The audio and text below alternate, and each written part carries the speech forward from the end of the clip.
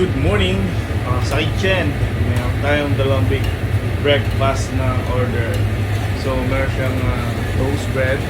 So choice ng kahit anong bread ng white bread, sourdough or Turkish bread. Meron siyang hash brown, may sausage, meron siyang bacon, mushroom, tomato, tapos egg. So choice of luto ng egg kung ano gusto nyo, poach, fried egg, or scrambled egg. Pero dito sa order na to, kaya makikita nyo yung isang side. Tapos, itong isa scrambled egg. Bali, automatic na may dakit ako, may dakit yung tagaluto ko. Sisigaw ko lang.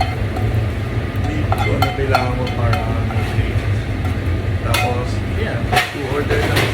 First order of the day. So, ayan na siya. Ding ding! Maris!